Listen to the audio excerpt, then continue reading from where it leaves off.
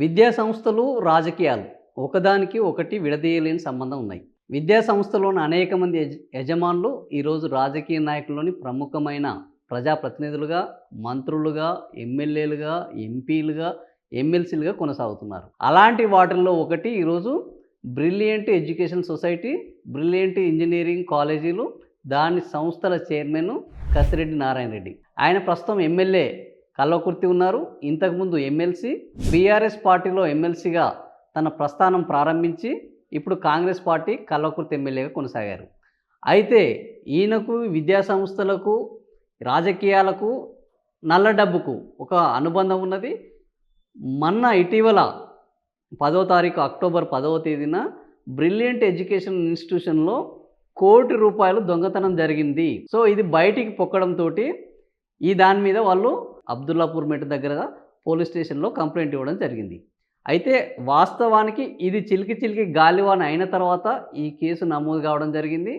ఇప్పుడు ఈ కేసు నమోదు అయిన తర్వాత అనేకమైన విమర్శలు, అనేకమైన అనుమానాలు వస్తున్నాయి. ఎందుకు అనంటే ఎడ్యుకేషనల్ ఇన్స్టిట్యూషన్స్ అనేటివి రాజకీయ నాయకులకు ఒక బ్లాక్ మార్కెట్ తయారు చేసేందుకు, బ్లాక్ మనీని వైట్ మనీగా మార్చే బ్రహ్మాండమైన కేంద్రాలుగా మారుతున్నాయన్న విమర్శలు అనేకం ఉన్నాయి. ఇది దేశవ్యాప్తంగా ఉన్నాయి. మహారాష్ట్రలో ఈడీ ఎన్ఫోర్స్మెంట్ డైరెక్టర్ అనేక విద్యా సంస్థల మీద దాడులు జరిపి కేసులు నమోదు చేసింది.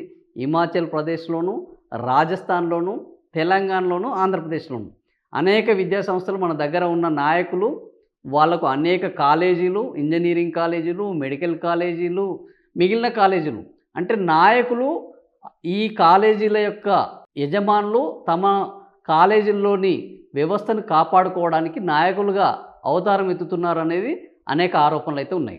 ఈ నేపథ్యంలో బ్రిలియంట్ ఎడ్యుకేషన్ ఇన్స్టిట్యూషన్కి సంబంధించి అబ్దుల్లాపూర్ మెట్ కాలేజీలో ₹1,00,00,000 దొరకడము, ఈ ₹1,00,00,000 నగదు ఒక దగ్గర ఉండడం ఏంటి అన్న అనుమానాలు, చర్చ మొదలైంది. Brilliant education institution owner Kasireddy Narayana Reddy అనేక ఎడ్యుకేషన్ ఇన్స్టిట్యూషన్స్ ఉన్నాయి, వాళ్ళకు అనేక కాలేజీలు ఉన్నాయి.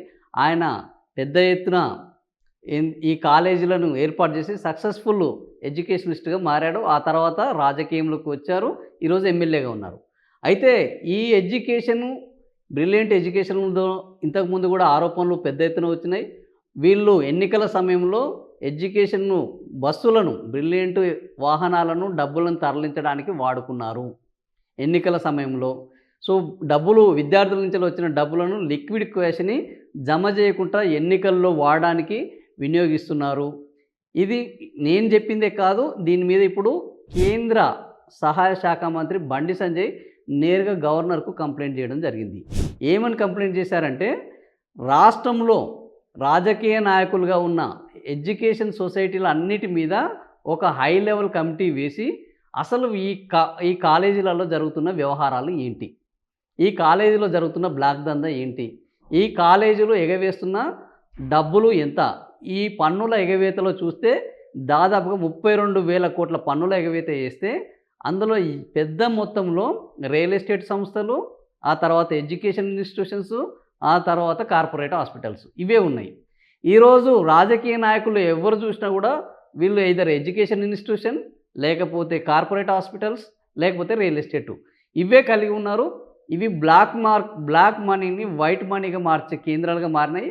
దీంతో రాజకీయాల్లో వందల కోట్ల రూపాయలను ఖర్చు చేస్తూ వాళ్ళు ఓట్లను ప్రభావితం చేస్తూ ప్రజాప్రతినిధులుగా చెలామణి అవుతున్నారు అనేది అందరికీ తెలిసిన విషయమే. ఇప్పుడు గవర్నర్కు బండి సంజయ్, కేంద్ర సహాయ శాఖ మంత్రిగా ఉన్న బండి సంజయ్ కంప్లైంట్ చేయడం, దీని మీద కమిటీ వేయాలనడం ఇప్పుడు ఒక చర్చకు మొదలైంది. నిజంగానే దేశవ్యాప్తంగా ఇది ఉన్నది. మన దగ్గర అయితే ఇంకా అనేక మంది నాయకులు, బీఆర్ఎస్లో ఉన్న నాయకులు, ఇప్పుడు కాంగ్రెస్లో ఉన్న నాయకులు, ఎంఐఎంలో ఉన్న నాయకులు, పార్టీలు ఆ పార్టీ ఈ పార్టీ అనే తేడా లేకుండా దాదాపుగా నాయకులందరికీ education institutions, medical institutions, real estate firms, బిజినెస్లు ఇవన్నీ ఉన్నాయి. మరి ఈ బిజినెస్ల దందాలు కాపాడుకోవడానికి రాజకీయ నాయకులు అవుతున్నారా, రాజకీయ నాయకులుగా అవినీతి డబ్బుని పోగేయడానికి ఈ సంస్థలను వాడుకుంటున్నారా అనేది తేలాల్సిన అవసరం ఉన్నది. ఇందులో రాజకీయ నాయకులకు ఇట్లాంటి వ్యాపారాలు ఉండకూడదు అని మీరు అనుకుంటే మీ అభిప్రాయాన్ని కామెంట్ల రూపంలో తెలియజేయండి. ఈ వీడియోని షేర్ చేయండి. Thank you for watching video.